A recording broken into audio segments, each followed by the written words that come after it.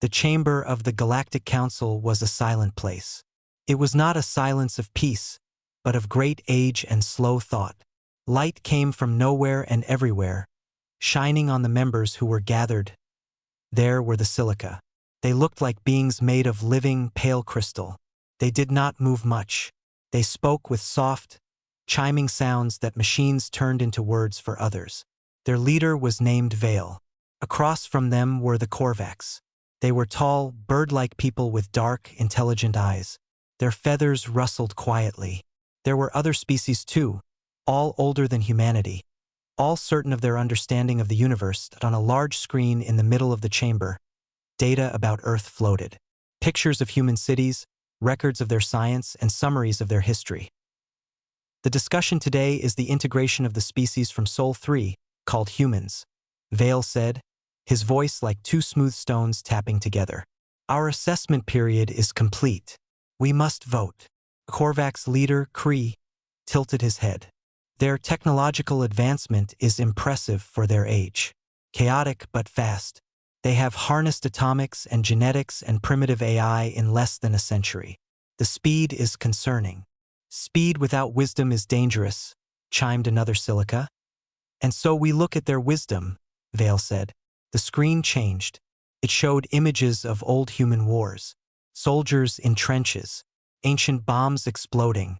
Then it showed more recent things. Global networks calling for peace. Massive gatherings asking for an end to conflict. The great memorials they built to the horrors of their last world wars.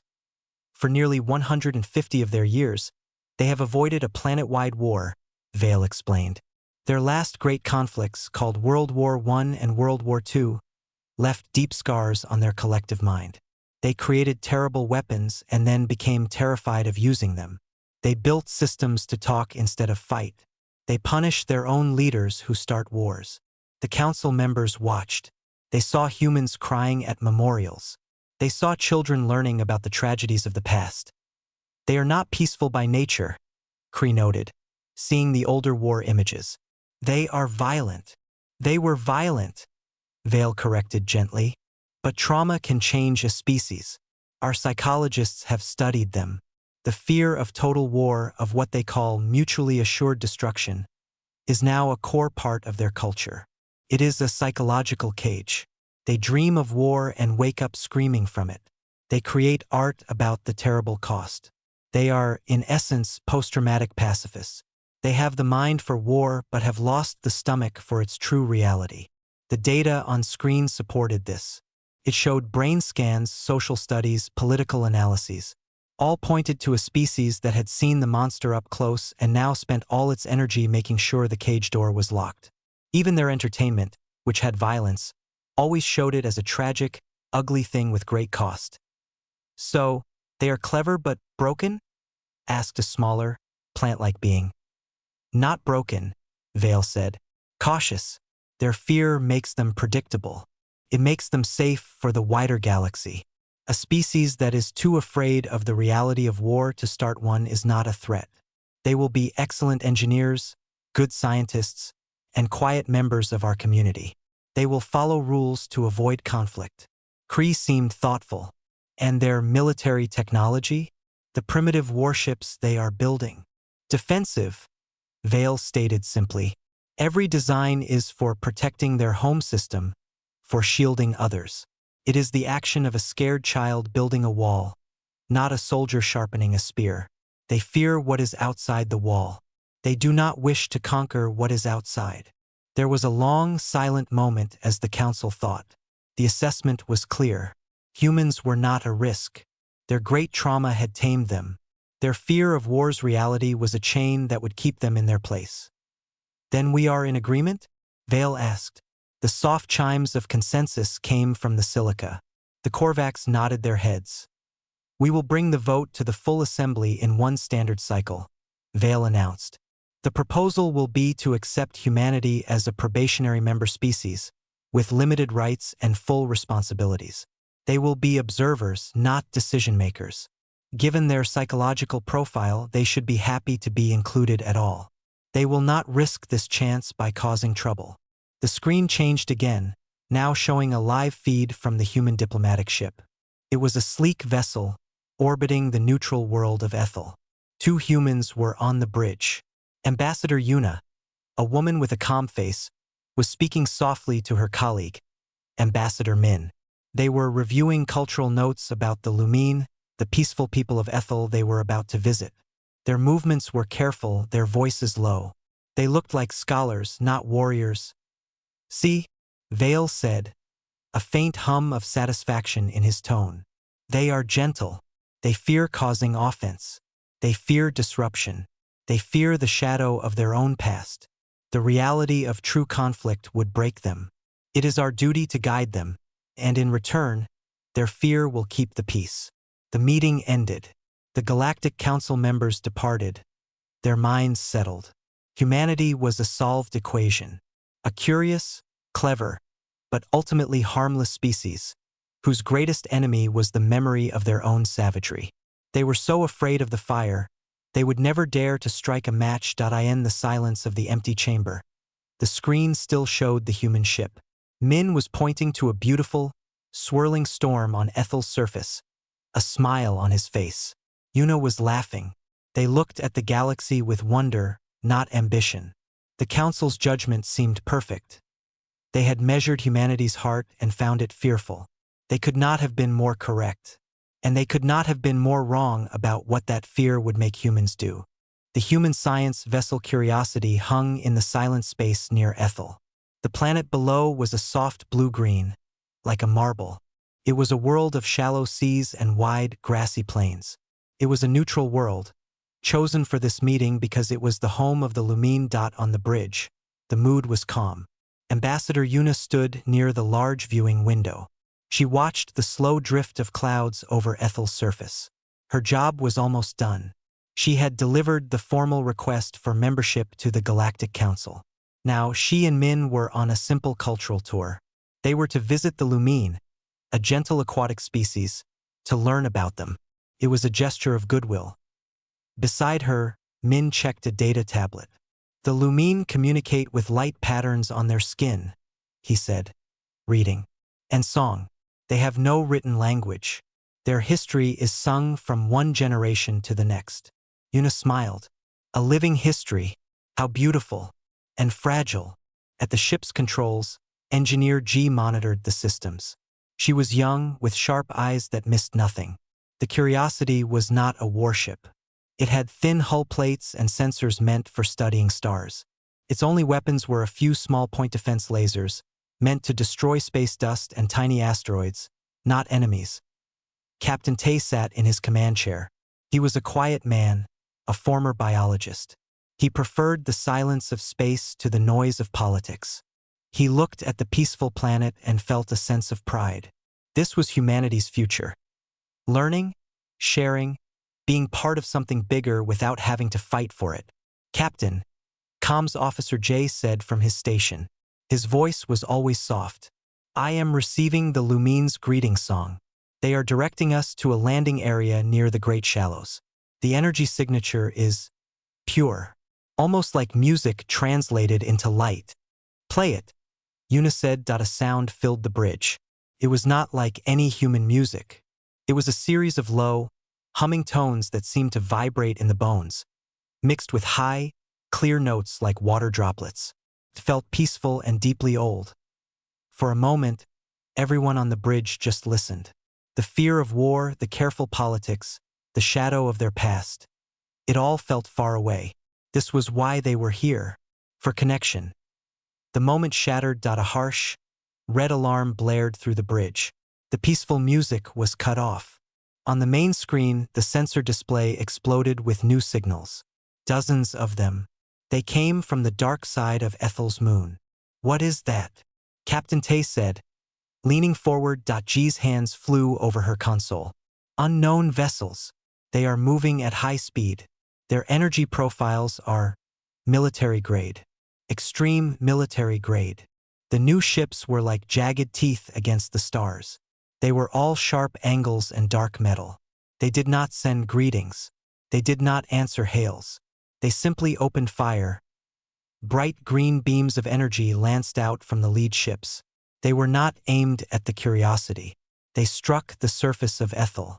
Where they hit, the soft blue-green plains turned instantly into black glass. Great plumes of fire and smoke erupted into the sky. No, Min whispered, pressing his hands against the viewing window. The Lumine's greeting channel erupted into a new kind of signal. It was not a song. It was a scream translated into light and sound. A panicked, chaotic burst of terror and pain. Those are population centers. She shouted, her voice tight. They are targeting the main Lumine settlements in the shallows. This is not an attack. This is cleaning the ground. Captain Tay's face turned pale. Hail them, all frequencies. Identify ourselves as a neutral science vessel under Galactic Council protection. Jay tried. No response. They are ignoring us. Their communication channels are closed. They watched, helpless, as the slaughter continued. More ships poured from behind the moon. The green beams crisscrossed the planet's surface. They could see the shapes of Lumine cities, delicate, spiral structures made of coral and light, vaporizing in an instant. Then, one of the jagged ships turned. Its front glowed with a menacing green light. It was pointing at them. Brace for impact, Tay yelled. The beam hit the Curiosity. The ship shuddered violently. Alarms screamed. The lights flickered. A console on the far side of the bridge exploded in sparks. Shields at 20%. G reported, coughing from the smoke. Hull breach on Deck 4. It's sealed, but we can't take another hit like that. Who are they? Una demanded, her diplomatic calm gone, replaced by raw horror. On the screen, Jay pulled up a database. The ship design matches. The Drath. They are not council members. They are expansionists. They believe in purification through force. The Drath ship fired again.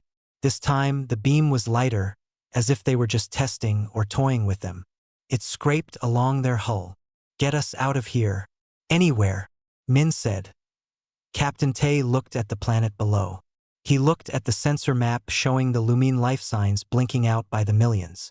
He looked at his own fragile ship. The human fear of war was a cold knot in his stomach.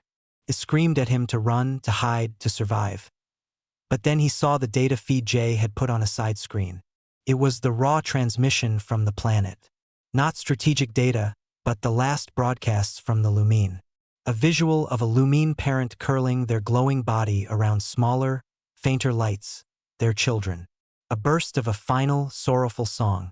Then static. The fear in his gut did not disappear. It changed. It met the reality on the screen. It boiled. Not yet, Captain Tay said, his voice suddenly hard. Jay, open a channel to the Galactic Council emergency frequency. Broadcast everything. The visual, the audio, all of it. Show them what is happening here. And us, Captain? G asked, her hands ready at the engine controls. Tay looked at the Drath ship turning for another, final shot. He looked at the largest remaining Lumine life sign cluster on his map, a shelter in a deep coral reef. The Drath ship was positioning itself to fire directly at it. We are a science vessel, Captain Tay said slowly. We have no weapons to fight them. He took a deep breath. The whole bridge was silent, waiting. But we have mass, and we have thrusters. Plot a course. Put us between that Drath ship and the Lumine shelter. For a second, no one moved. What he was asking was not a battle tactic. It was a suicide maneuver. Then Una nodded once, a fierce look in her eyes. Min straightened his jacket. Jay began broadcasting the terrible truth to the uncaring stars. And G's hands moved over her console, firing the maneuvering thrusters. The Curiosity, a ship built to study the beauty of the universe, turned its wounded body toward the enemy's gun. It began to move slowly at first, then faster on a collision course with the reality of war. On the bridge of the Curiosity, the only sounds were the scream of alarms and the ragged breathing of the crew. The ship groaned in protest as Engineer G forced its engines to do something they were never designed to do. The vessel was moving, swinging its nose around in a slow, painful arc outside, The stars slid across the viewing window. Captain Tay kept his eyes locked on the main screen. One half showed the Drath attack ship, its weapons glowing a poisonous green as it charged for another blast. The other half showed the sensor map of Ethel. A pulsing, soft blue light marked the last major Lumine shelter, buried deep in a network of coral canyons. The Drath targeting line reached out, a red thread of death, connecting the enemy ship to that gentle blue light. "Course is set," G said. Her voice was flat, focused. "We will intercept the firing path in 45 seconds. We will not survive the impact of their main weapon." Tay simply nodded. There was nothing else to say. The fear was still there, a cold stone in his gut, but it was now a quiet, focused thing. It had been joined by something else, a clear, terrible understanding. This was the reality the Council had said they feared. It was not the fear of losing. It was the fear of this, the extinction of a song, the erasure of a gentle people who communicated with light and hums. His fear was not gone. It had just found its true target. At the communication station, Jay was speaking, not yelling. His voice was low and urgent, cutting through the emergency channel of the Galactic Council. He was not asking for help for the Curiosity. He was narrating. "This is the human science vessel Curiosity under attack at Ethel. We are broadcasting the planetary distress signal of the Lumine species. Listen. Please, just listen." He fed the raw audio into the channel. The beautiful, complex greeting song was gone. What replaced it was a chaos of panicked frequency shifts. It was the Lumine equivalent of screaming. Beneath that were the deep, vibrational tones of terror and the faint, fading sparkles of light signals from the young. To any species with senses to hear it, it was the sound of a civilization being murdered. Ambassador Yuna stood next to Jay. She looked at the visual feed from the planet's surface. It was a live image from a surviving Lumine ground sensor. It showed a canyon of glowing coral. Lumine beings, who looked like gentle rays of light with soft, fluid bodies, were huddled together. Their skin flashed with frantic, scared patterns. Then, a green beam from the sky slashed the edge of the canyon. Coral and rock and light beings vaporized into nothing. The image shook and then went dark. Yuna's professional calm, her years of diplomacy, shattered like glass. She grabbed the communication panel herself. Her voice, when it went out to the silent Galactic Council, was not an ambassador's. It was a raw, human cry of anguish. "Do you see this?" she shouted, her words echoing across the channel meant for polite debate. "They are not attacking military targets. There are none. They are killing children. They are wiping a song from the universe. Can you hear it? Can you hear them?" On the screen, the Drath ship grew larger. Its weapon glowed brighter. They were 20 seconds from interception. The Galactic Council's observation post. Far from the battle, the scene played out on their own monitors. Counselor Vale of the Silica watched. His crystalline body did not move. The data stream from the human ship scrolled beside the image. Heart rate spiking, stress hormones at lethal levels, the structural integrity of their ship failing. It was the biometric readout of pure, abject terror, just as his report had predicted. But the audio channel carried Yuna's voice, and beneath her words, the terrible song of the dying Lumine. A young Korvax communications officer, whose name was Ryle, stood at his post. His black feathers were puffed up in distress. He was tasked with monitoring the channel, not interfering. He heard the humans' desperate words. He heard the Lumine's death song. He looked at the tactical display. The large, powerful ships of the Galactic Peacekeeper fleet hung in space nearby. Their commanders were waiting for orders, waiting for a committee to vote on a response. Ryle's claws clicked nervously on his console. The human ship, a tiny, fragile thing, was moving on a suicide course. It was a mathematical fact. They would be destroyed. The logic was clear, but the sound in his ears was not logical.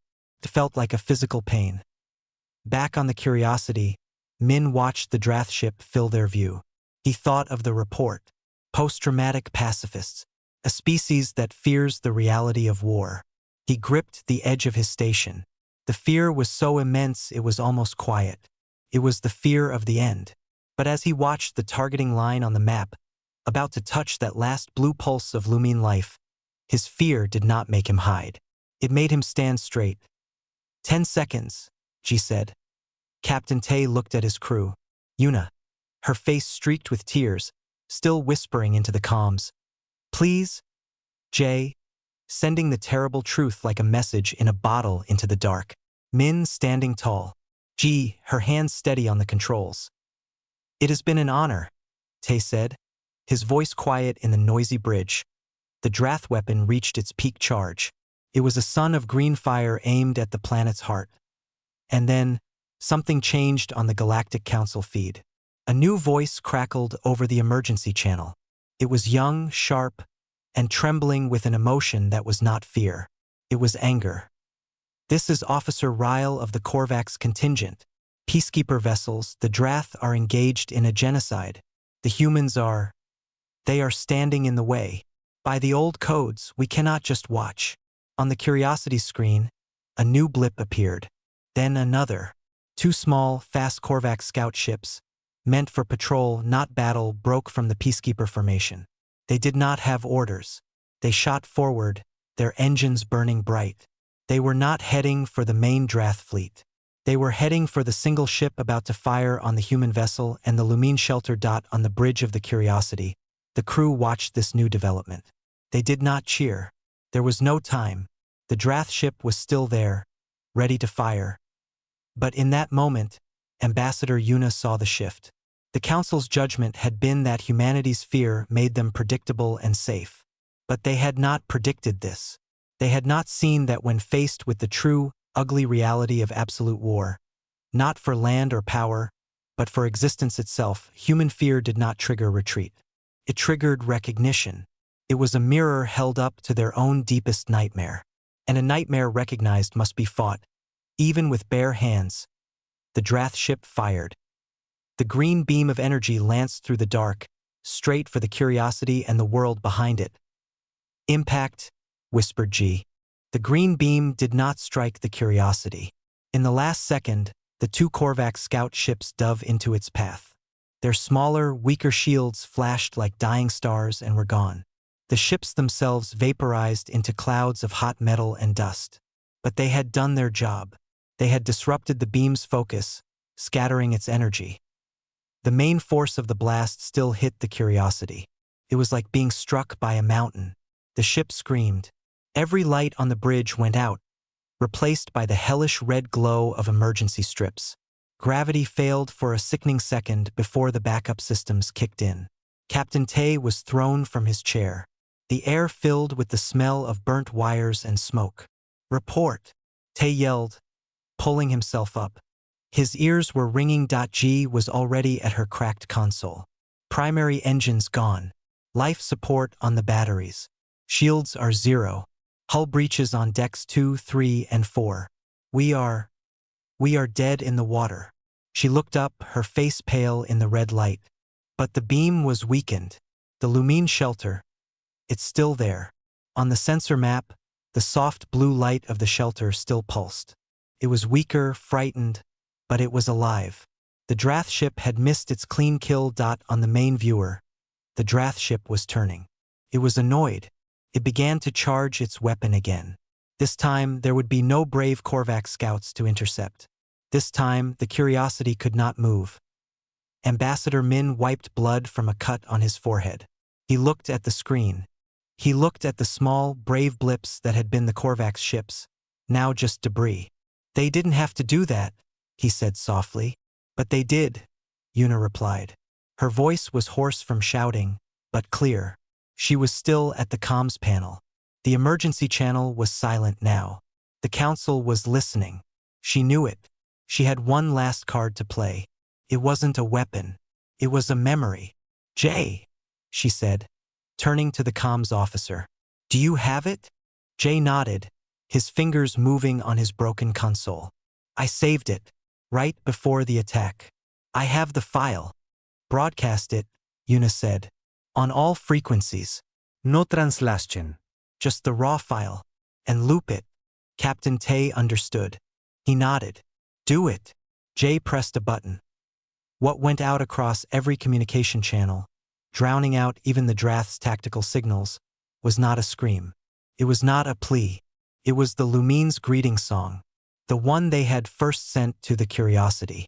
It was a complex, beautiful pattern of low hums and high, clear tones. It was a song of welcome, of peace, of a gentle curiosity about the universe. It was the first handshake of a people who knew only light. And Jay mixed it with a second file, a simple data packet. It contained the universal mathematical constants for peace that all spacefaring species knew. It contained the biological signature of Lumine Young, their unique energy pattern.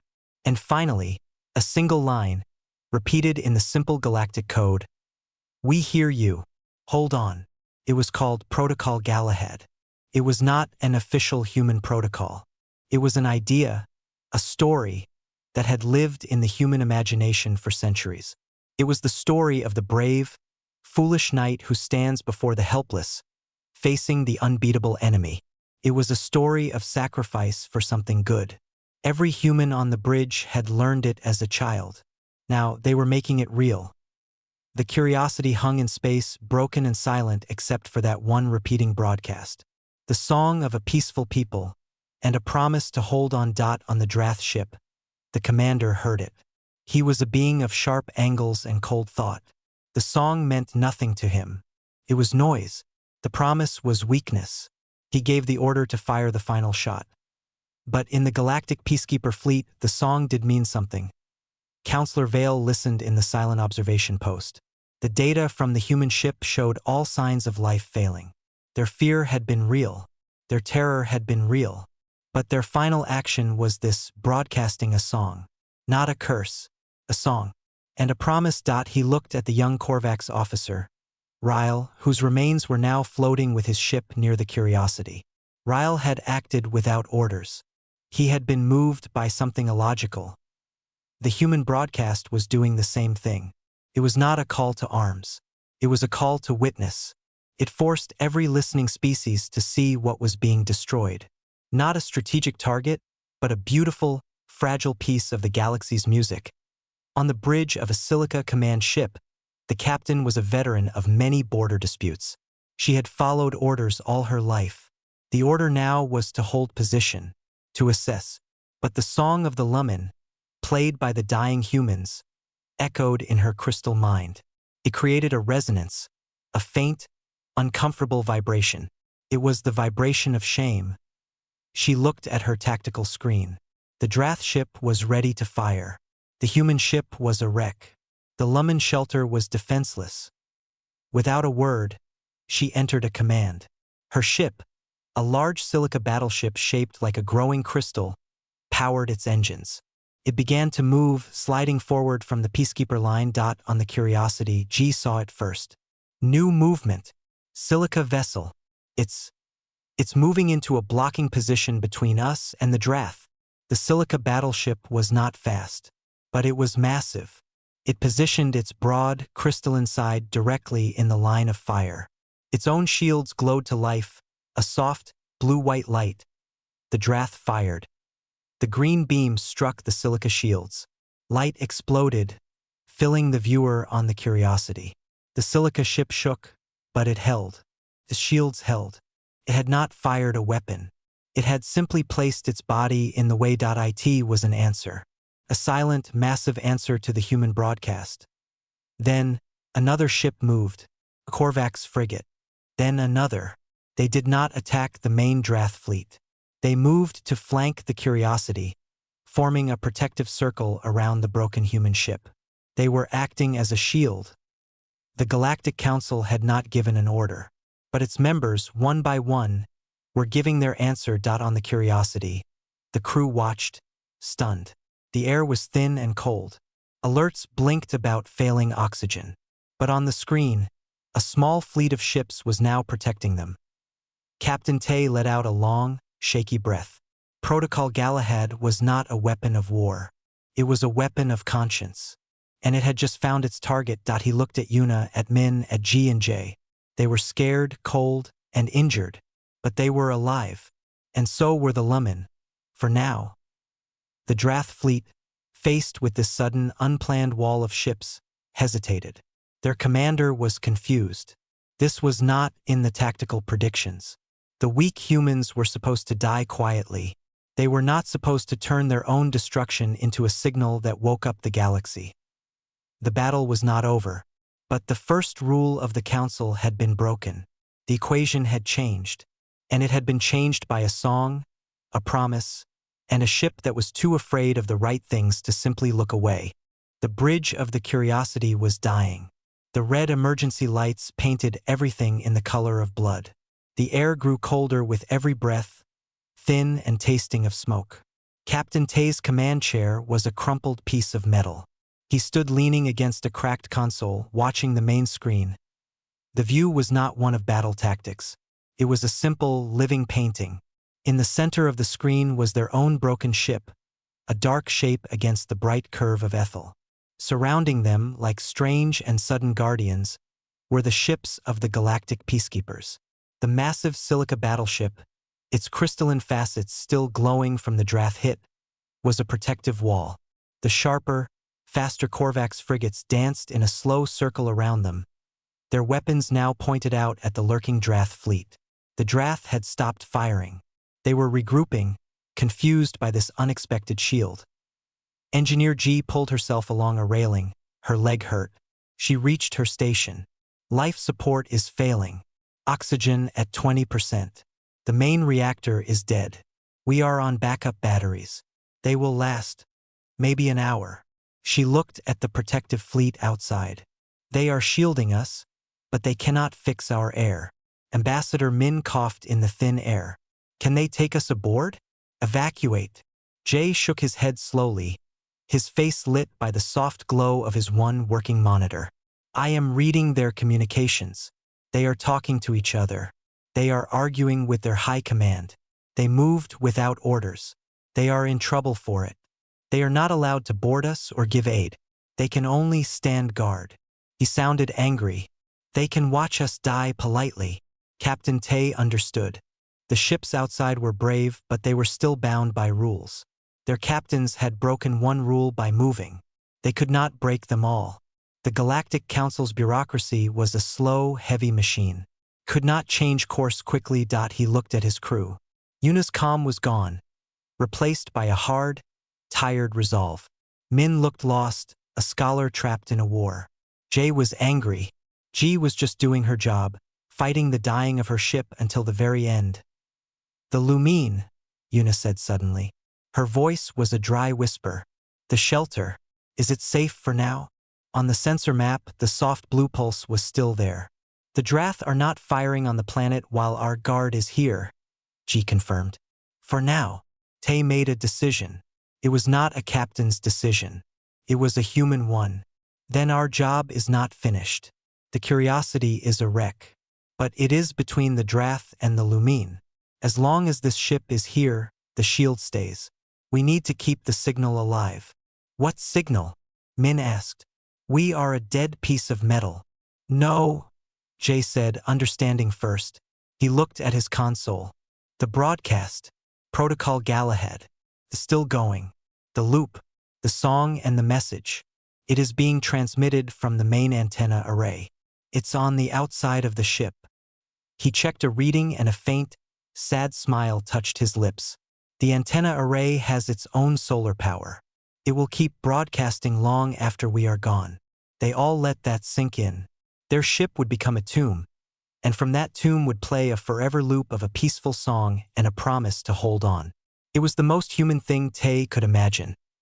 Then we have one last duty, Tay said. He pushed himself upright, ignoring the pain in his side. Yeah. Is there any functional escape pod? Just one. G checked her schematics. The screen was cracked, but she could read it. Bay 2. Pod 2. It is showing green. It is a single pilot pod. Short range. It is meant for planetfall. Where would it go? Min asked. We cannot reach the peacekeeper ships. They will not take it. Tay pointed a shaky finger at the main screen, at the beautiful, scarred face of Ethel below them. There. It goes there. A heavy silence filled the bridge. Going to the planet meant landing in a war zone. It meant being alone with no ship, no support. Why? Yuna asked, but her eyes showed she already knew. Because the broadcast is a message, Tay said slowly. But a message is just noise if no one believes it is real. If someone is down there with them, living the promise, then it becomes real. The council called us afraid of war. And we are. But we are not afraid of the truth. Someone needs to go down and show them the truth is still alive. He looked at his crew. They were all injured. They were all afraid. But no one looked away. I am the captain, Tay said. I should. No. Engineer G interrupted. Her voice was firm. She let go of the railing and stood as straight as she could. With respect, Captain. Your place is here. On the bridge. Until the end. The pod is an engineering pod. It has survival gear, medical supplies, and toolkits. It is for fixing things. I am the engineer. She looked at the planet. They need someone who can fix things. Or at least try. No one argued. She was right. G moved toward the bridge door. It was stuck. Min and Jay pushed it open for her. The corridor outside was dark, lit by flashing red lights. She turned back for a moment. There were no grand speeches. They had already said everything with their actions. Keep the song playing? G said softly. Then she was gone, moving through the dying ship toward Bay 2. On the bridge, the 4 remaining crew members returned to their posts. There was no power to control, no course to plot. But Yuna sat by the comms, monitoring the silent, listening channel. Jay watched the sensor, keeping an eye on the protective fleet and the nervous Drath. Min looked at the data feeds from the planet, watching for any change in the Lumine shelter signal. And Captain Tay stood by the viewing window, watching Ethel. He saw a tiny, bright dot separate from the broken hull of the Curiosity. It was the escape pod, a small, brave spark falling toward the wounded world. It looked so alone. The pod, a tiny speck of human technology, fired its small thrusters and began its descent through the atmosphere. It was not attacking. It was not fighting. It was simply going down to be with those who were afraid, to share their fate, to make the promise in the broadcast more than just words. In the Galactic Council observation post, Counselor Vale watched the sensor track the human escape pod. He saw it land roughly in the canyon region near the Lumine shelter. The human life sign, one single fragile reading, appeared on the planet's surface. He looked back at the data from the Curiosity. The crew's vital signs were growing weaker. The oxygen was almost gone. But the broadcast signal from the ship's antenna was strong and clear. The Lumine's song filled the silence of space. The young Korvax officer, Ryle, had acted from emotion. The human, G, was now acting from something else. It was not the absence of fear. It was a choice made through the fear. Vale's crystalline mind, built for logic, tried to process it. The human protocol was not a weapon of war. It was a weapon of witness. And it was proving to be the most powerful weapon he had ever seen. It was breaking his fleet's discipline. It was changing the story. He looked at the frozen Peacekeeper fleet commanders on his screen, waiting for orders. He looked at the single human life sign on Ethel. And for the first time in a century, Counselor Vale was not certain of anything. The escape pod hit the atmosphere of Ethel with a scream. It was not a smooth landing. Engineer G was thrown hard against her restraints. The small craft shuddered violently, shaking apart as it tore through the sky. It was designed for calm orbital drops, not for a crash landing after a battle. Outside the small viewport, the sky was a sickly orange, filled with smoke from the Drath attack. The beautiful blue-green world was now a wounded one. G fought with the manual controls, her hands slick with sweat. The ground rushed up to meet her. A jagged landscape of shattered coral and glassy rock. The pod hit, bounced, and skidded across the blackened ground before tipping over and slamming to a stop. G hung upside down in her straps, the wind knocked out of her. For a moment, there was only silence, broken by the creak of cooling metal and the hiss of escaping air. She fumbled with the buckle, dropping to the ceiling of the pod. She pushed open the emergency hatch and crawled out, collapsing onto the ashy ground. Her body ached everywhere. Her leg, hurt on the bridge, screamed in pain. She sat up, breathing in the air. It was thin and carried a sharp, burnt smell, but it was breathable. G looked around. The canyon walls rose around her, but they were not the glowing coral from the Lumine's greeting song. They were scorched and broken. Fires smoldered in the distance. The silence was heavy and wrong. Then, she heard it. A sound. Not a song. It was a low, rhythmic hum of pure distress. It came from a crack in the canyon wall ahead, a dark opening that seemed to lead deeper underground. She stood up, wincing, and opened the pod's storage compartment. She took the medical kit, a tool pack, a canteen of water, and a portable light. She slung the packs over her shoulder and began to limp toward the sound. The crack led into a cave. Inside, the air was cooler, and there, in the dim light filtering from above, she saw them. The Lumine. They were not what she expected. They were beings of soft, bioluminescent light. Their bodies were fluid, like gentle rays of underwater light given shape. They had no sharp edges. Their skin shimmered with faint, panicked patterns, flashes of orange and red fear. There were maybe 50 of them, huddled together in the darkest part of the cave. Most were adults, their light dimmed by terror. But among them were smaller, fainter glows. The young as she entered, every single Lumine flinched. Their light patterns flashed a brilliant, warning red. They shrank back, a ripple of fear moving through them. They had just been attacked from the sky. Now, a strange, solid being from an alien ship was walking into their last hiding place. G stopped. She slowly, very slowly, placed her tool pack and medical kit on the ground. She held up her empty hands. She did not know how to communicate. She had no translator for their light language. But she remembered the broadcast. She pulled a small data tablet from her pack. The screen was cracked, but it worked. She found the file. The first file. The greeting song. She turned the volume to its lowest setting and pressed play. The familiar, beautiful hum and the high, clear tones filled the quiet cave. The effect was immediate. The frantic red flashes on the Lumine's bodies stuttered. The patterns slowed. A few of the adults shifted, their light softening to a confused, pale yellow. They recognized it. It was their voice. It was the song they had sent to the stars in welcome. Before the fire came one of the larger Lumine. Its light, a weary blue, moved forward slightly. It pulsed with a soft, questioning pattern. G didn't know what it meant. So she did the only thing she could think of. She pointed to herself, then to the ceiling of the cave, toward the sky where the battle had been. Then she made a flying motion with her hand, and then a crashing motion. She pointed at them, then made a protective gesture, wrapping her arms around herself. She pointed at the tablet playing their song. She was an engineer, not an ambassador. Her explanation was clumsy, but the meaning was simple. My people, our ship, we heard you, we tried to help. The lead Lumine watched her. Then it did something extraordinary. It moved its fluid body closer, not to her, but to one of the smallest, faintest glows, a Lumine child huddled and trembling. The adult's light gently touched the child's, and for a second, their patterns synchronized into a calm, steady pulse. Comfort. G understood. She nodded.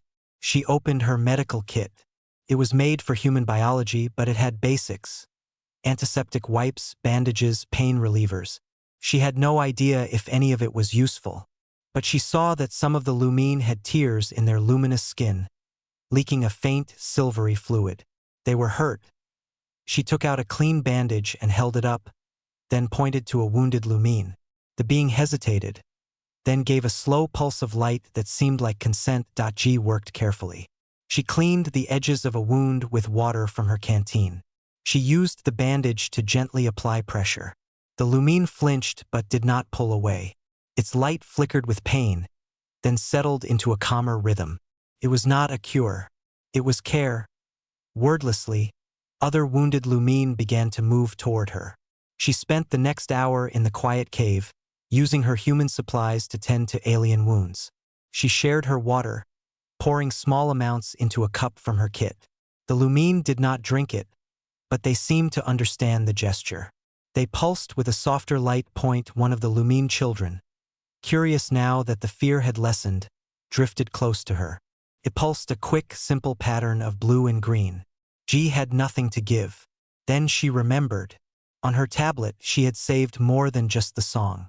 She had saved visual records. She pulled up an image. It was not of Earth or ships. It was a simple, universal thing, a picture of a starfield. She showed it to the child. The child's light danced with interest. It pointed a faint, luminous tendril at the screen, then up toward the cave ceiling, toward the hidden sky. She smiled for the first time in what felt like years. She nodded. Yes. Stars. She sat down, her back against the cave wall, exhaustion washing over her. The adrenaline was fading, and her leg throbbed. The Lumine did not crowd her. They gave her space, but they did not retreat into fear. They simply existed with her in the quiet dark. Outside, the fate of fleets was being decided. But inside the cave there was no war. There was only a shared silence, a shared hurt, and a shared, fragile understanding. A human who was afraid of war sat with a people who had been its target. She had not brought a weapon. She had brought a bandage, some water, and a song. And in that simple, real moment, the Galactic Council's entire assessment was proven hollow. Humanity's fear did not make them harmless. It made them specific. They were not afraid of fighting. They were afraid of this, of caves where children hid, of songs being silenced. And when faced with that specific fear, they would cross the stars to sit in the dark with you, just so you wouldn't be alone. On her tablet, the greeting song began to play again on its loop. In the cave, the Lumine child pulsed its light in time with the melody. A quiet, defiant act of remembrance. G closed her eyes, listening. She was not a hero. She was just an engineer who had fixed one small, broken thing. A moment of pure terror. It was enough. The Galactic Council chamber was quiet again. But the silence was different now. It was not the quiet of certainty. It was the quiet after a storm. The main screen no longer showed data points and psychological profiles. It was split into two images. On the left was a still image from the wreck of the human ship Curiosity. It showed the bridge, dark and broken, for human bodies were at their stations. Captain Tay was by the viewing window, his hand resting on the cool glass as if watching the planet below to the very end. The air had run out hours ago. They had not panicked. They had simply stayed. On the right was a live feed. It was a shaky image from Engineer G's data tablet, propped on a rock in the cave on Ethel. It showed the Lumine. They were calm now, their lights pulsing slowly. In the corner of the image, G could be seen. Her leg was bandaged with a piece of her own suit. She was showing a Lumine child how to draw shapes in the soft sand of the cave floor. She drew a star. The child, with a careful tendril of light, traced a wobbly circle next to it. For a long time, no one in the council spoke. Finally, Counselor Vale of the Silica moved. The chime of his voice was softer, less certain than before. The human ship's final broadcast has ended. The antenna's power is depleted. The song has stopped.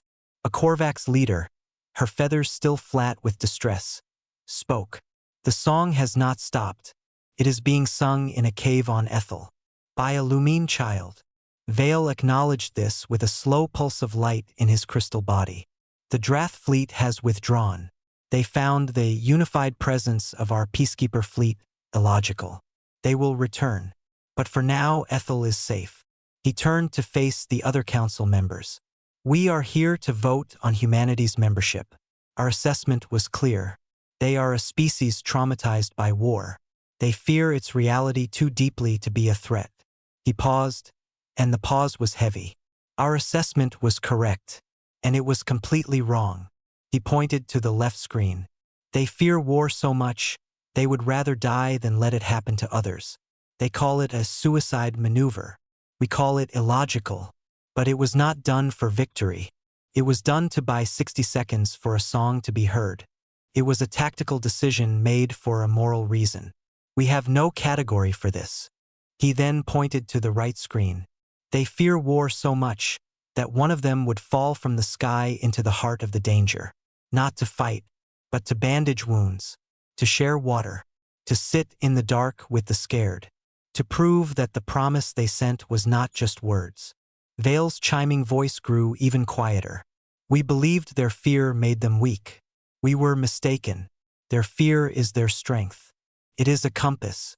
It does not point them away from danger. It points them directly toward those who need help. They are afraid of the right things, the permanent things, the silence after a song. He looked around the chamber. They do not seek a seat at this council to gain power. They seek it to be heard.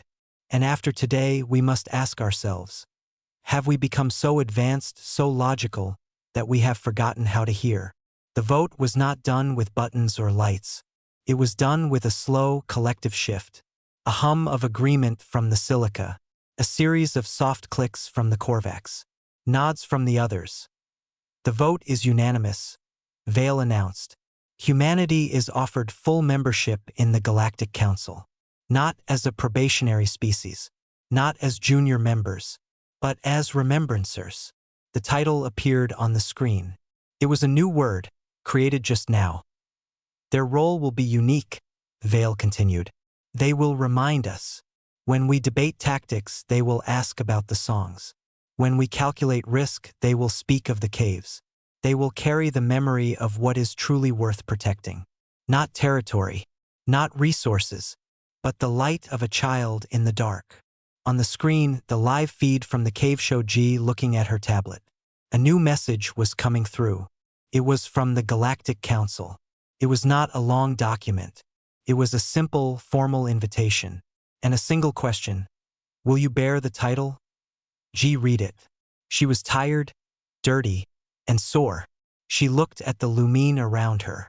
The adult who had trusted her with its wound pulsed a gentle blue light of concern. The child who drew in the sand nudged her hand with a soft tendril. She was an engineer. She fixed broken things. Her ship was gone. Her friends were gone. But here, in this cave, something was not broken. A connection hummed in the air, fragile but alive. She typed a one-word reply. Not as a diplomat, not as a hero, just as G, yes. The story did not end with a grand celebration.